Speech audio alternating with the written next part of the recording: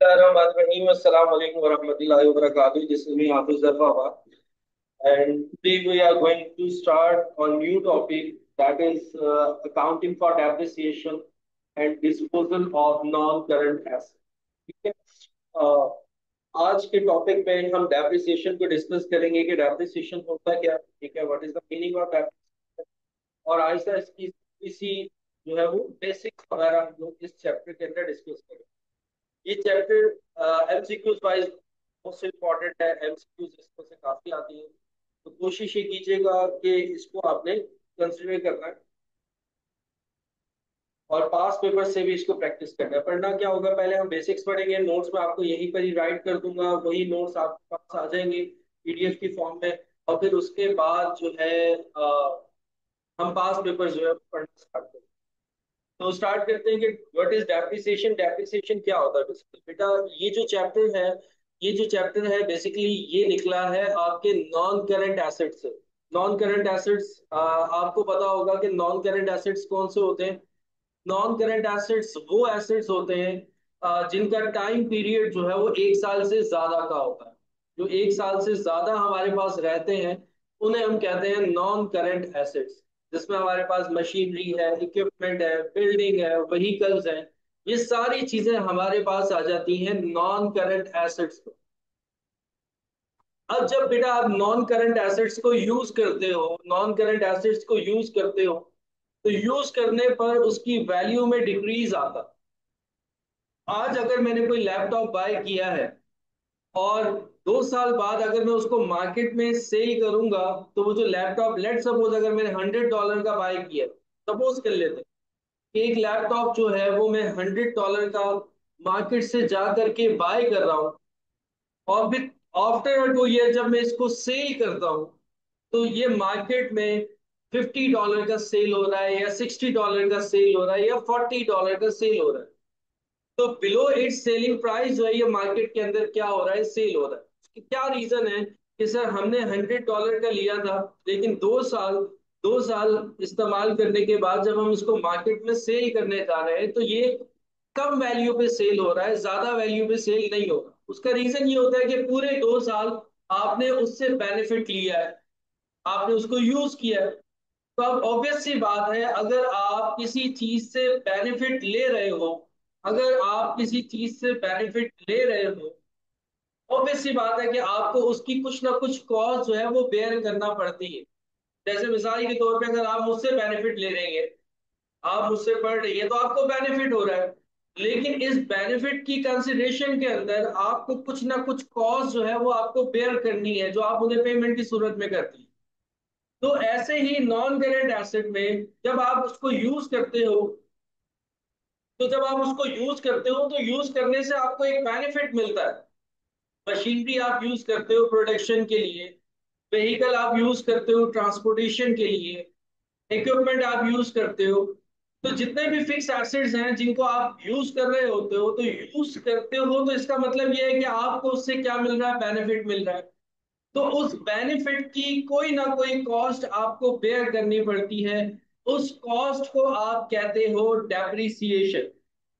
अगर मैं इसको इजी वे में बताऊं, बेसिकली कि जब आप एसेट को यूज कर रहे हो, तो यूज करने से उसकी वैल्यू जो है वो क्या हो रही है, कम हो रही है। तो जो वैल्यू कम हो रही है उसको हम कहते हैं डेप्रिसिएशन। डेप्रिसिएशन में लिख देता हूं कि डेप्रिसिएशन के मीनिंग क्या है। Depreciation is an estimate of the loss in value of non current assets over it's expected working life.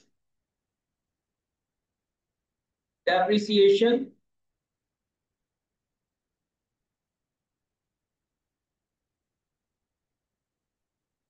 is an estimated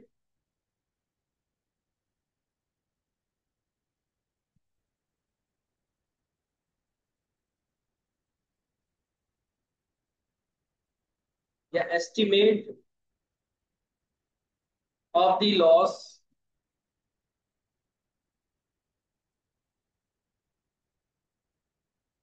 in value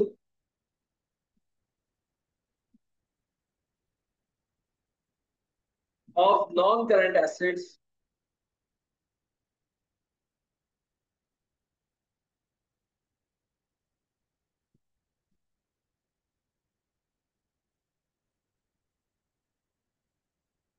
over it's expected working life.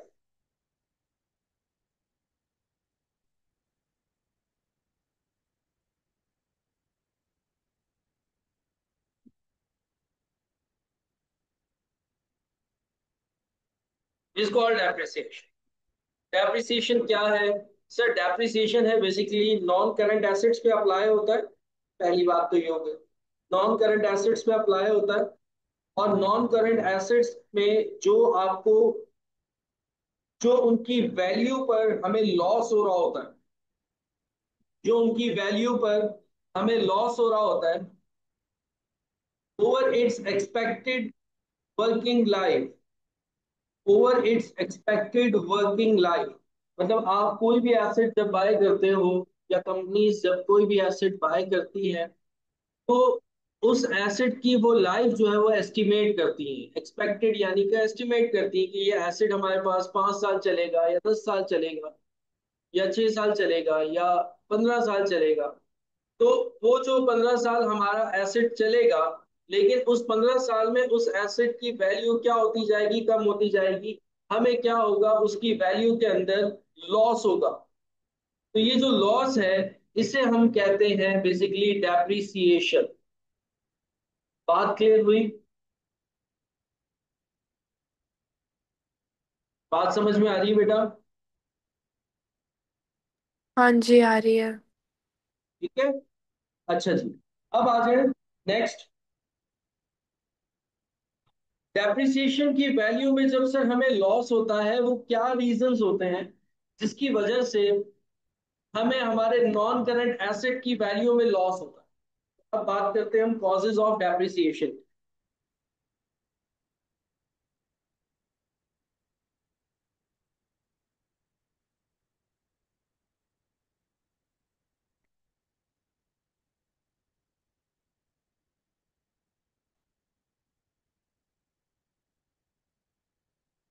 Causes of depreciation या reasons of depreciation, वो क्या reasons हैं जिसकी वजह से हमारे asset की value decrease होती है, हमारे एसेट की वैल्यू क्या होती है? कम होती है।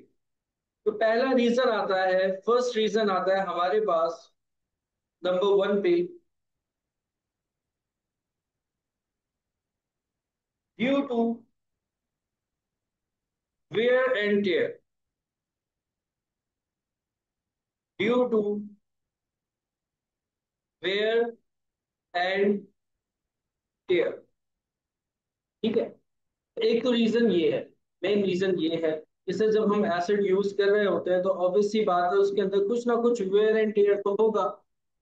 जैसे आज मैं आपको अपने लैपटॉप के अंदर पढ़ा रहा हूँ या मैं एक नोट पे पढ़ा रहा हूँ आपको, तो ये मेरा क्या है? एक फिक्स एसेट है। इसमें वेयर एंड टेयर तो होता है, लैपटॉप कभी गिर भी जाता है या कुछ डैमेज हो जाता है, या जिस नोट पे मैं आपको पढ़ा रहा हूँ ये गिर जाता है या ये डैमेज हो जाता है। तो जब आप एसेट को अपने पास लेकर आते हो तो उसके अंदर वेयर एंड टेयर तो होता है, कुछ डैमेज हो जाता है जिसकी वजह से इसकी वैल्यू क्या हो जाती है? कम हो जाती है, डिक्रीज हो जाती है।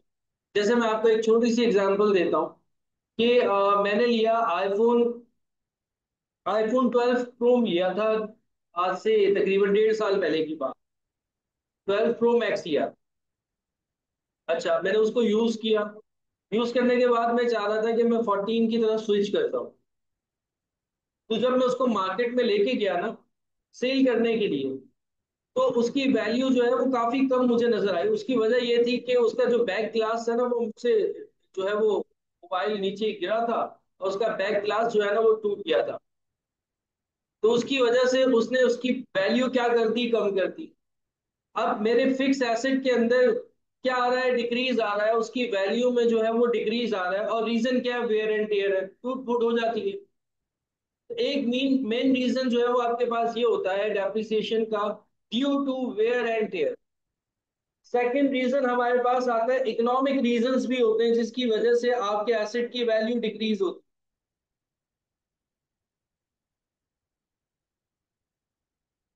इकोनॉमिक रीजंस भी होते हैं जिससे आपके एसेट्स की वैल्यू जो है वो डिक्रीज होती है। अब सर, ये इकोनॉमिक रीजंस क्या क्या होते हैं देखें। जैसे जैसे टाइम गुजरता जाता है तो मार्केट के अंदर आपके एसेट्स में जो है वो इनोवेशंस आती रहती हैं। आपका एसेट जो है वो आउटडेटेड होता रहता है। अब जैसे आईफोन आई थिंक 12 में अपडेट्स नहीं आते। आईफोन 12 की बात कर रहा हूँ, सॉरी, आईफोन 6 में आई थिंक जो है वो अब अपडेट्स नहीं आती है। तो अब वो जो मोबाइल फोन्स हैं वो यूजलेस है। उनके अंदर उनकी वैल्यू ही नहीं है कोई मार्केट के अंदर। उसका रीजन क्या है कि सर अब उसकी अपडेट्स ही नहीं आ रही। जो न्यू आप लेंगे, 16 लेंगे, 15 लेंगे या 14 लेंगे, तो उसकी तो क्या है, अपडेट्स है मार्केट में।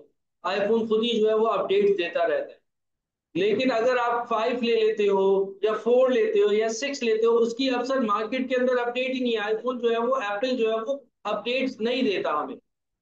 अब उसकी मार्केट के अंदर वैल्यू क्या है, डिक्रीज हो गई।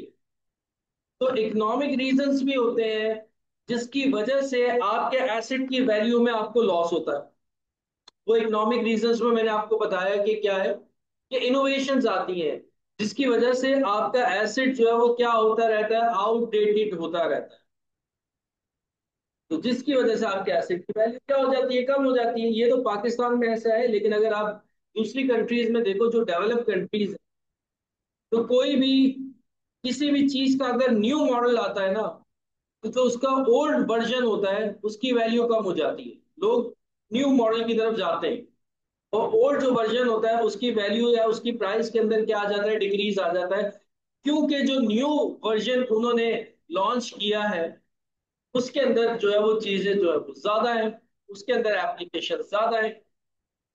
तो एक इकोनॉमिक रीजन सर ये भी है कि हमारा जो एसिड है वो टाइम के साथ साथ जो है वो क्या हो जाता है, पुराना हो जाता है। उसके अंदर अपडेट्स नहीं होती, न्यू वर्जन आ जाते हैं, जिसकी वजह से पुराने वाले एसिड की वैल्यू क्या हो जाती है, कम हो जाती है। इकोनॉमिक रीजंस के बाद आ जाओ पैसेज ऑफ टाइम।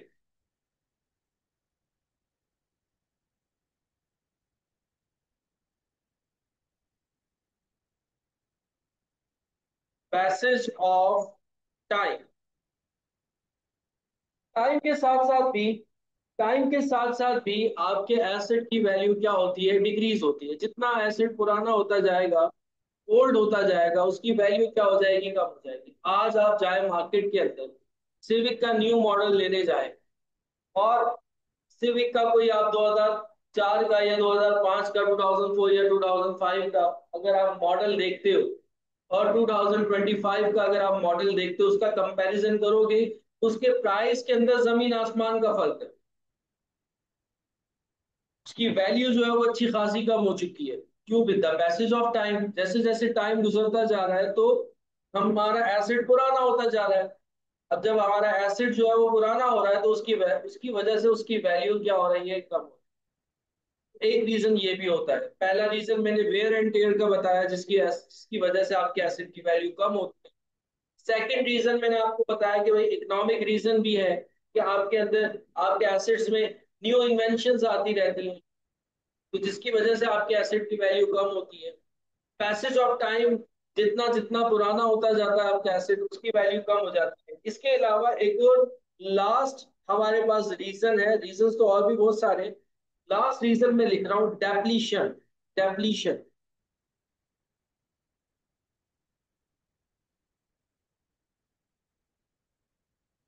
अच्छा देखो बेटा, आपके पास जो नॉन करंट एसिड्स है ना, नॉन करंट एसिड्स में आपके पास कौन कौन से एसिड्स आ जाते हैं नॉन करंट एसिड्स में? अगर मैं नॉन करंट एसिड्स को थोड़ा सा एक्सप्लेन कर दूं, फिर मैं डेप्लीशन की तरफ आता हूं। देखो, नॉन करंट एसिड्स की अगर हम एग्जांपल लेते हैं,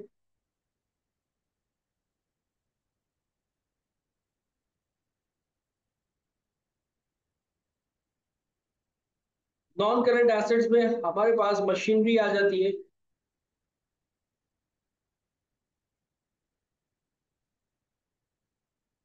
इक्विपमेंट आ जाता है,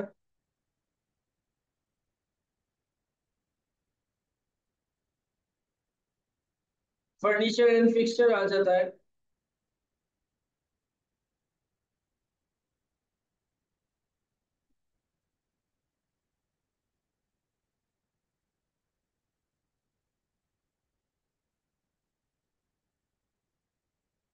लैंड आ जाती है। तो बहुत सारे हमारे नॉन करंट एसेट्स हैं। प्लांट आ जाता है, फैक्ट्री के अंदर बड़े बड़े प्लांट है। तो ये हमारे पास क्या आ जाते हैं, नॉन करंट एसेट्स। अब नॉन करंट एसेट्स में जैसे मैंने सारे एसेट्स लिखे, उसमें एक एसेट, एक एग्जांपल थी लैंड। एक बात याद रखिएगा, ये जो आपकी लैंड है ना, जो आपकी जमीन है, ये कभी भी डेप्रिशिएट नहीं होती, इसकी वैल्यू कम नहीं होती। इसकी वैल्यू हमेशा एप्रिशिएट ही होती रहती है। इसकी वैल्यू हमेशा बढ़ती ही रहती है, इसकी वैल्यू कम नहीं होती। आप थोड़ा सा एक एग्जांपल लो, कि अपने घर की एग्जांपल ले लो। आपके फादर ने एक घर बाय किया होगा, और जब बाय किया होगा अपने फादर से पूछना कि भाई ये कितने में आपने बाय किया था, और आज अपने घर की वैल्यू आप देखना कि कितनी होगी। तो with the passage of time, with the passage of time, आपकी जो लैंड है इसकी वैल्यू क्या हो रही है, इंक्रीज हो रही है। तो डेप्रिसिएशन हर फिक्स एसेट पे अप्लाई होता है, या हर नॉन करंट एसेट पे अप्लाई होता है, एक्सेप्ट लैंड। लैंड पर आपका डेप्रिसिएशन अप्लाई नहीं होता।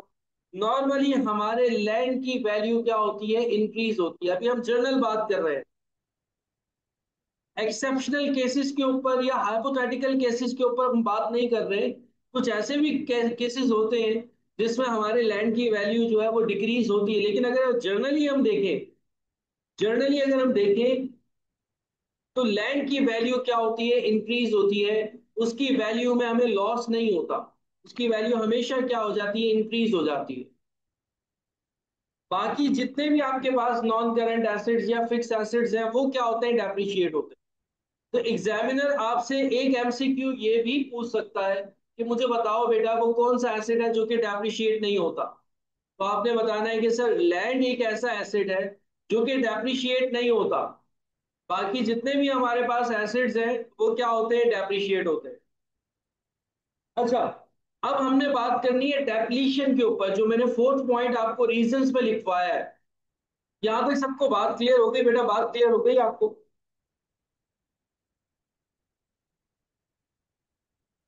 जी सर। कुछ पूछना हो, कोई क्वेश्चन, एनी क्वेश्चन? नहीं सर। ठीक है जी, ठीक है जी, गुड हो गया। अच्छा, अब हम बात करें लैंड के ऊपर। लैंड के अंदर ना कुछ रीजंस ऐसे हैं जिस पर आपके लैंड की वैल्यू डिक्रीज होती है।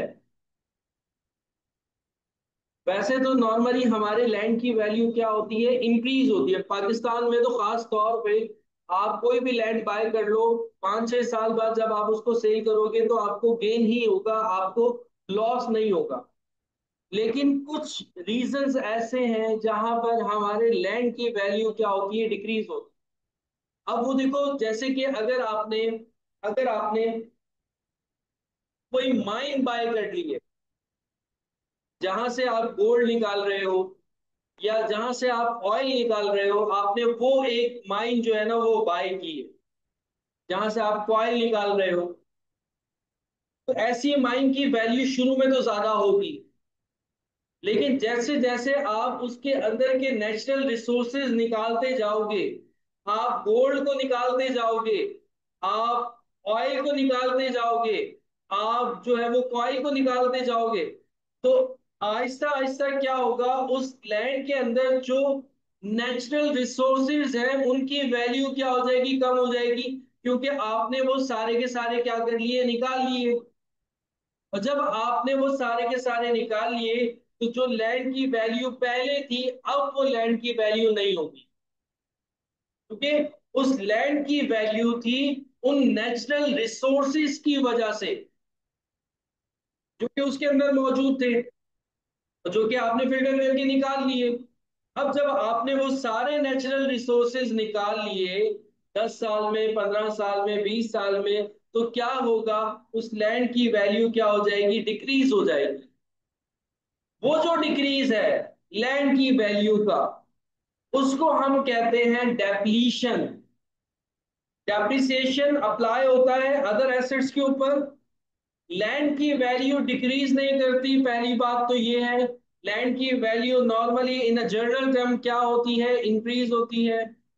लेकिन अगर कोई ऐसी लैंड आपने बाय की है, आपने कोई माइन बाय की है, आपने कोई पहाड़ बाय कर लिया है, और उसके अंदर के नेचुरल रिसोर्सेज आप निकाल रहे हो, जब आप उसके अंदर के सारे नेचुरल रिसोर्सेज निकाल लोगे, तो तब जाकर के ये होगा कि उस लैंड की वैल्यू क्या हो चुकी होगी, डिक्रीज हो चुकी, कम हो चुकी।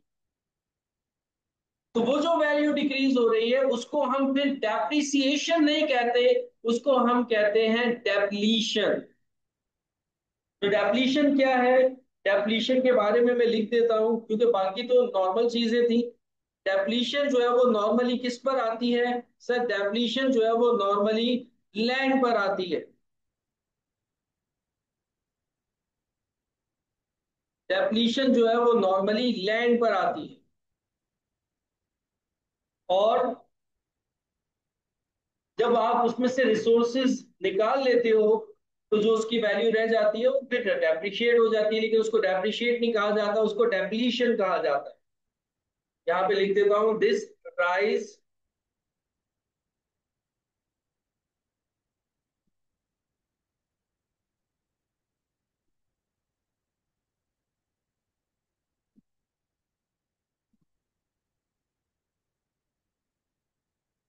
in connection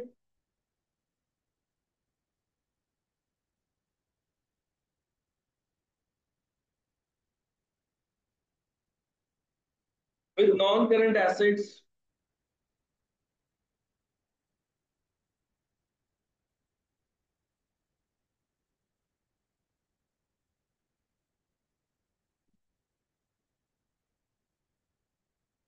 such as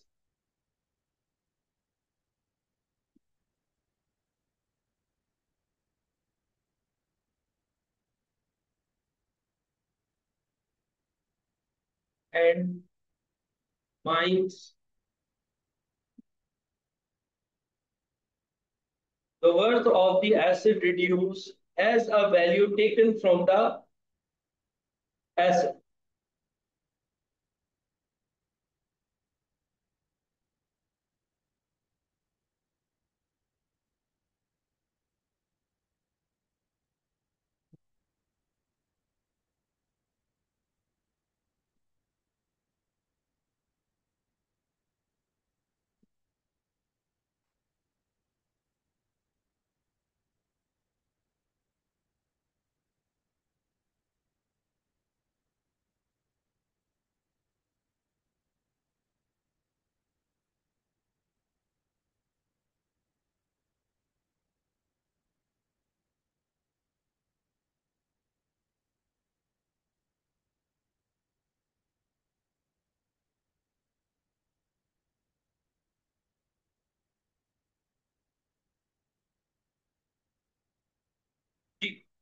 तो सर अब हमने क्या पढ़ लिया? सर शुरू में हमने डेप्रिसिएशन पढ़ा। डेप्रिसिएशन बेटा क्या होता है? सर डेप्रिसिएशन होता है कि हमारे एसेट में नॉन करंट एसेट्स की, अच्छा बात भी नॉन करंट एसेट्स की होगी, करंट एसेट्स की नहीं। तो सर जो नॉन करंट एसेट्स की वैल्यू में जो हमें लॉस होता है ओवर एक्सपेक्टेड लाइफ पे, वर्किंग लाइफ पर, तो वो कहलाता है डेप्रिसिएशन। क्या रीजंस होते हैं कि आपके एसेट में लॉस आ जाता है? Sir due to wear and tear होता है, इकोनॉमिक रीजंस हो सकते हैं, ठीक है, और पैसेज ऑफ टाइम, या फिर बात होती है डेप्लीशन। डेप्लीशन को मैंने क्या कर दिया, डिफाइन कर। तो ये तो छोटी सी बात थी, क्या थी? डेप्रिसिएशन। यहाँ तक बात क्लियर हो गई बेटा?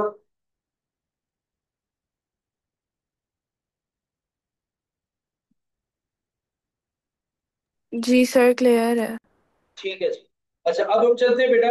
ये डेप्रिसिएशन ना कैलकुलेट किया जाता है, हर कंपनी क्या करती है अपने फाइनेंशियल ईयर को जब वो क्लोज कर रही होती है, तो वो डेप्रिसिएशन को कैलकुलेट करती है। अब डेप्रिसिएशन को कैलकुलेट करने के हमारे पास डिफरेंट मेथड्स हैं। अब उन मेथड्स को हम लोग डिस्कस करते हैं।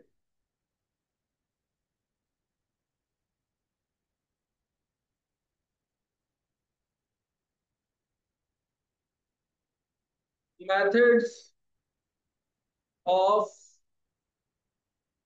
Calculating depreciation.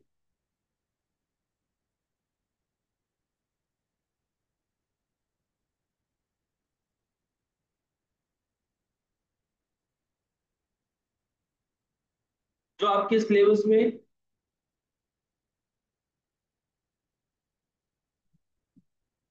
इंक्लूड है, हम उन मेथड्स को डिस्कस करेंगे। वैसे तो हमारे पास बहुत सारे मेथड्स होते हैं, लेकिन जो आपके सिलेबस का पार्ट है उन मेथड्स को हम क्या करेंगे, डिस्कस करेंगे। मेथड्स ऑफ डेप्रिसिएशन पे नंबर 1 पे आता है हमारे पास स्ट्रेट लाइन मेथड।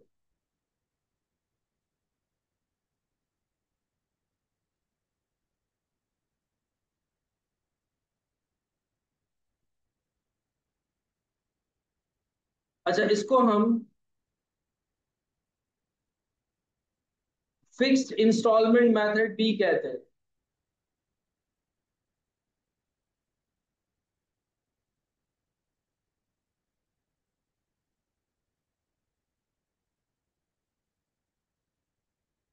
सेकंड पे रिड्यूसिंग बैलेंस मेथड।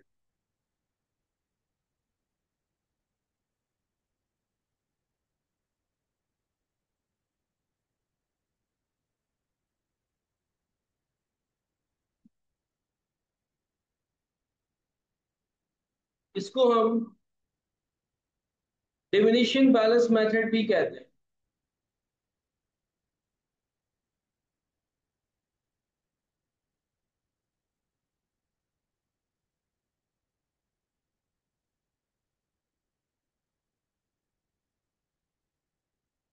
और लास्ट वन है आपके पास रीवैल्यूएशन मेथड।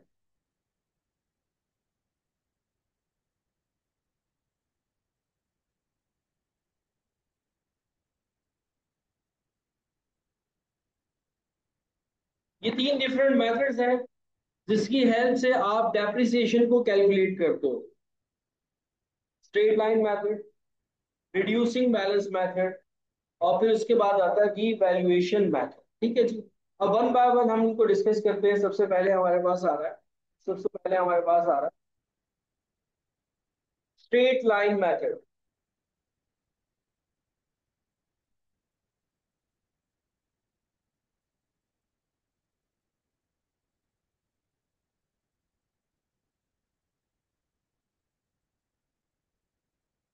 सबसे पहले हमारे पास आ रहा है straight line method. Straight line method की हेल्प से एप्रिसिएशन को क्या करेंगे, कैलकुलेट। ओवर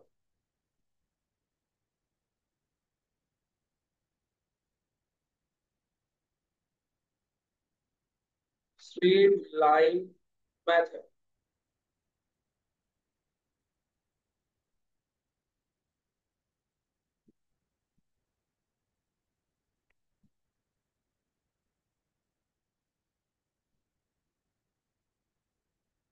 अब स्ट्रेट लाइन मेथड का फॉर्मूला क्या है वो देख लो।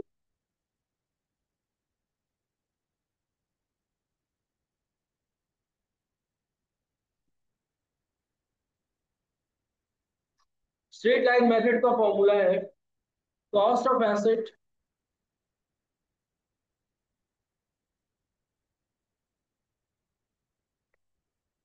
Divided by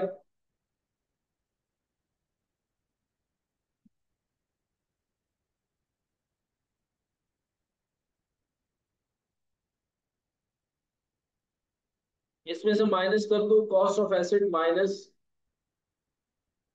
residual value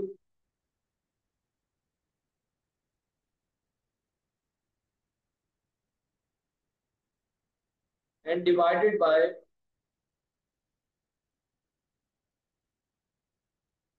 number of expected years of use.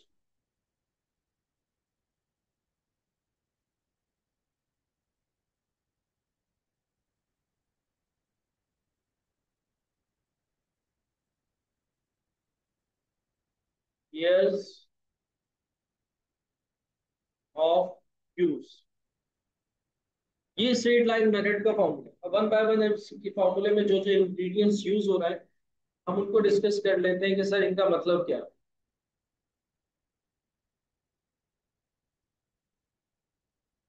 पहले बात हो रही है कॉस्ट ऑफ एसेट। एसेट की कॉस्ट, यानी कितने का आपने बाई किया। अभी कहीं सपोज कर दो कि आपके एसेट की कॉस्ट क्या है, कितने का आपने बाई किया। जैसे आप एक एसेट जो है वो $100 का बाई कर रहे हो, तो आपके एसेट की कॉस्ट क्या होगी, $100। अब रेजिडुअल वैल्यू क्या होती है? अब रेजिडुअल वैल्यू क्या होती है इसके बारे में सुन लो। रेजिडुअल वैल्यू का मतलब होता है, रेजिडुअल वैल्यू का मतलब होता है एक एसेट जब आप बाय करते हो, तो बाय करने के बाद आप ये भी एस्टिमेट करते हो कि इसकी एक्सपेक्टेड लाइफ कितनी होगी। जैसे एक मोबाइल फोन मैंने बाय किया, मैंने कहा कि अब 3 साल तक 4 साल तक मुझे जरूरत नहीं है मोबाइल फोन की, ये मोबाइल फोन चल जाएगा। हालांकि मैं कराची में रहता हूँ, तो कराची में ये एक्सपेक्ट करना गलत बात है। आप कराची में बाहर निकलते हो तो मोबाइल स्नैच हो जाता है, स्नैचिंग रेट जो है वो कराची में बहुत ज्यादा है। लेकिन अगर मैं लाहौर में रहता हूँ, तो एक मोबाइल फोन बाय करता हूँ, तो मैं ये एक्सपेक्ट कर रहा हूँ कि ये मोबाइल फोन 2 साल 3 साल मेरे पास चल जाएगा या 4 साल मेरे पास चल जाएगा। अब 4 साल तक मुझे नए मोबाइल फोन की जरूरत नहीं है। लेकिन 4 साल बाद जब ये एसेट बिल्कुल यूजेबल कंडीशन में नहीं रहेगा, और फिर जब आप इसको मार्केट में सेल करने जाओगे, तो जिस वैल्यू पे ये मार्केट में सेल होगा उसको आप कहते हो रेजिडुअल वैल्यू। नॉर्मली आप इसको कह लो स्क्रैप वैल्यू भी, यानी कि कार कबाड़ की वैल्यू भी, स्क्रैप वैल्यू भी। एक लैपटॉप है, मैं यूज कर रहा हूँ, $10,000 का सपोज कर लो मैंने वो बाय किया है, और मुझे पता है कि ये लैपटॉप जो है ये 6 ईयर्स तक मेरे पास चलेगा और उसके बाद ये यूजेबल कंडीशन में नहीं रहेगा, बिल्कुल स्क्रैप हो जाएगा, मैं यूज नहीं कर पाऊंगा 6 साल तक, 6 साल बाद।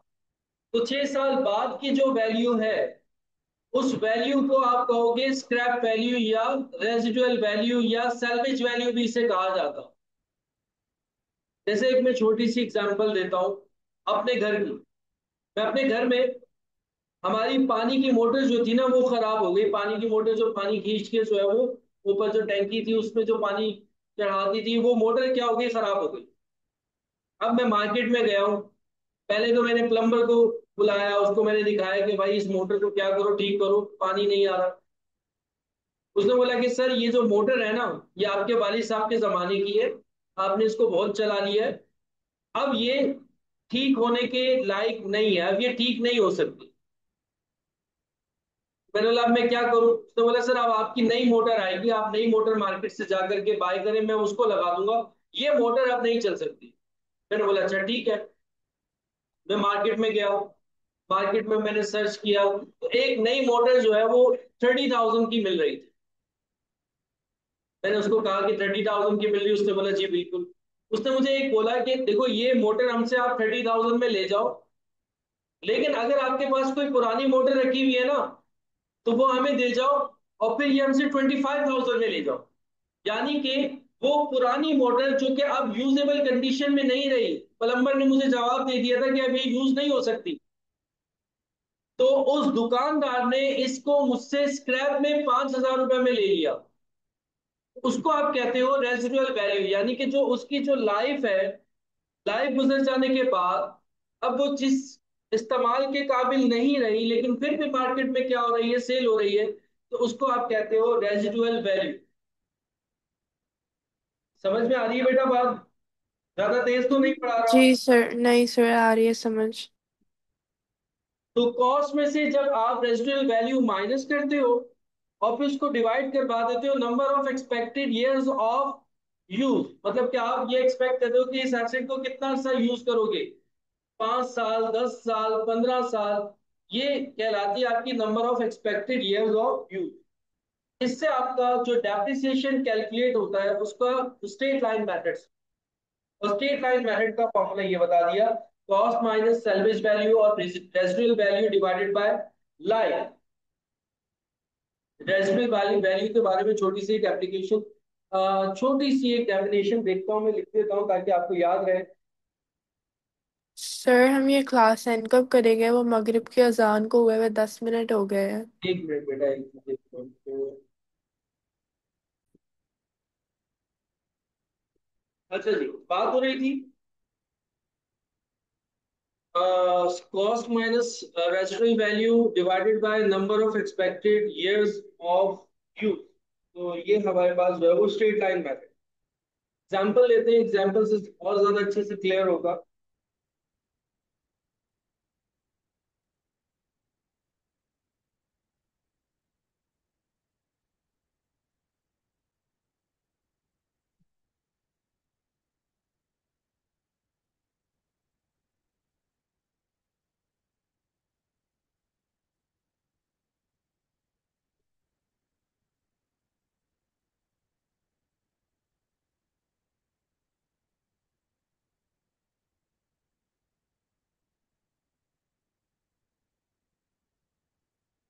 एसेट है और उसको आपने बाय किया है, उसकी जो परचेजिंग डेट है,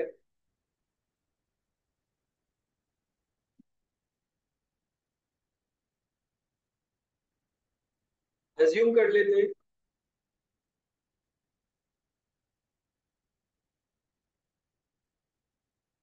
1200 डॉलर। ठीक है जी।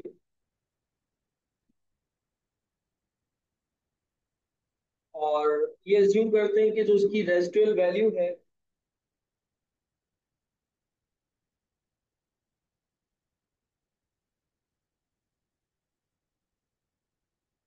वो $200 है। और जो उसकी लाइफ है वो हम एज्यूम करते हैं 10 ईयर्स है। अब हमें डेप्रिसिएशन कैलकुलेट करना है। सपोज करो उसको आपने बाय किया है, परचेसिंग डेट, मैंने परचेसिंग डेट की जगह कॉस्ट ली थी। परचेसिंग डेट आप सपोज कर लो कि Jan 1 2024 है। अब आप सोल्यूशन पे आओगे।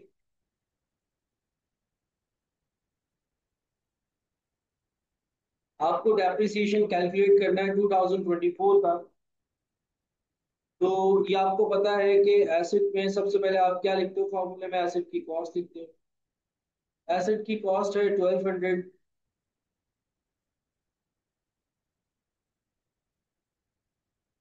माइनस की आपने रेजिडुअल वैल्यू, और रेजिडुअल वैल्यू आपके एसिड की कितनी है 200, एंड डिवाइडेड बाय लाइफ कितनी है 10 ईयर्स। तो ये हो जाएगा $100। तो डेप्रिसिएशन जो आपके एसिड का आ रहा है वो कितना आ रहा है 100। अब जैसे कि लेट सपोज डेप्रिसिएशन अगर हम देखते हैं, डेप्रिसिएशन फॉर 2024 वो कितना होगा 100। 2025 भी कितना होगा 100। ये जो डेप्रिसिएशन आया है ये आपका 1 ईयर का डेप्रिसिएशन है। तो एवरी ईयर आपका जो एसिड डेप्रिशिएट होगा वो $100 से ही डेप्रिशिएट होगा। 2026 में भी कितने से होगा, $100 से। इस वजह से आप इसे कहते हो straight line method. Straight line method में क्या होता है कि हर साल का डेप्रिसिएशन क्या रहता है, फिक्स रहता है, चेंज नहीं होता, वो रिमेन अनचेंज रहता है। $100 2024 में भी, $100 2025 में भी, $100 2026 में भी। तो यहाँ पर जो मेथड अप्लाई हुआ है स्ट्रेट लाइन मेथड, और स्ट्रेट लाइन मेथड की ये कैलकुलेशन थी जो मैंने आपको बताई। यहाँ तक बात क्लियर हो गई आपको? जी सर। अच्छा सर, यहाँ पर जो स्ट्रेट लाइन मेथड है ये कौन से एसिड्स के ऊपर हम अप्लाई कर सकते हैं, कौन से नॉन करेंट एसिड्स के ऊपर हम अप्लाई कर सकते हैं बेटा? ये डिपेंड करता है नॉर्मली जिस तरह का आपके एसिड का यूज है, आप उस तरह से मेथड को अप्लाई करते हो। अब जैसे कि स्ट्रेट लाइन मेथड है वो आपको बता रहा है हर साल का फिक्स डेप्रिसिएशन। इसका मतलब है कि आप ये मेथड उन एसिड्स पे अप्लाई करते हो जिनका यूज फिक्स है। जैसे आपके ऑफिस के अंदर जो इक्विपमेंट है सुबह 9 बजे से लेकर शाम 5 बजे तक चल रहा है फिक्स। ऐसा नहीं है कि किसी दिन 10 घंटे चल रहा है, किसी दिन 12 घंटे चल रहा है, किसी दिन 12 घंटे 13 घंटे चल रहा है, किसी दिन 4 घंटे चल रहा है, किसी दिन चल ही नहीं रहा। तो वहां पर आप भी स्ट्रेट लाइन मेथड अप्लाई नहीं कर सकते क्योंकि यूजेज सेम नहीं है।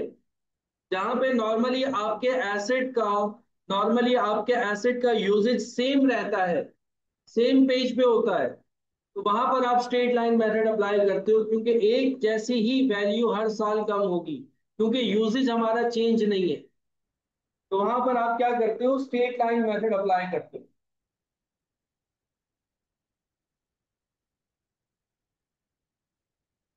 अच्छा, इसके एडवांटेजेस देख लो स्ट्रेट लाइन मेथड के। एडवांटेजेस देख लो बेटा, ये नोट्स आपके ना प्रिपेयर होते जाएंगे, जो जो मैं लिख रहा हूँ ये आपको काफी हेल्पफुल होंगे। आगे चल के आपको कोई बुक वगैरह बाय करने की जरूरत नहीं है।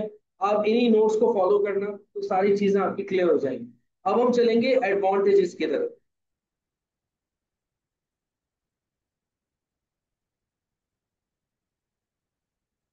Advantages of straight line method.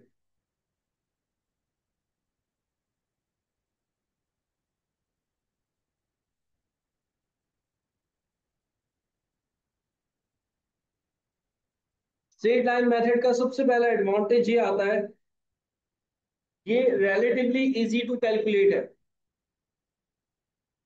It is easy to calculate, आराम से कैलकुलेट हो जाता है। बस एक फॉर्मूले में वैल्यूज पुट किया, आंसर आ गया।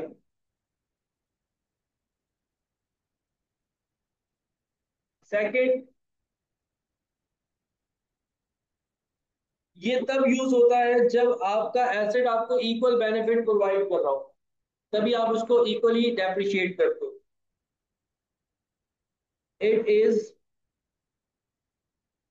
Useful when a non current asset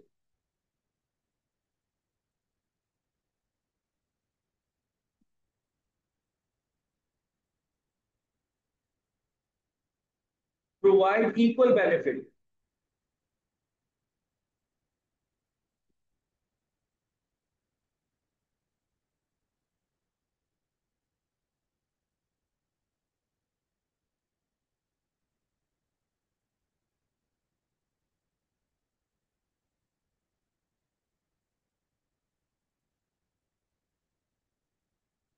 for each year.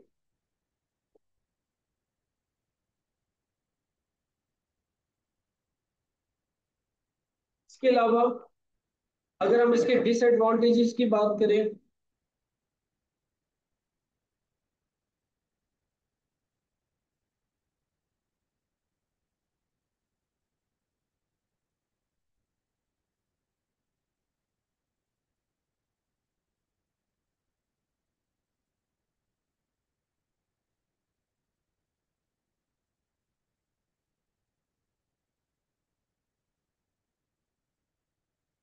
Disadvantages में बेटा आपके लिए जरूरी है कि आप लाइफ को भी एस्टिमेट करते हो और रेजिडुअल वैल्यू को भी एस्टिमेट करते हो। It is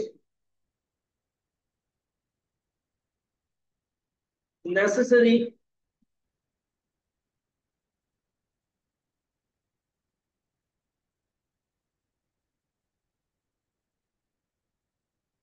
to estimate the useful life.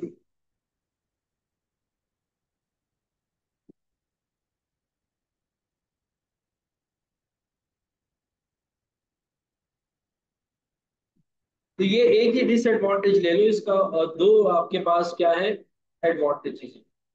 बेटा आज का लेक्चर क्लियर हो गया आपको? जी सर। और कोई नई चीज? नहीं सर।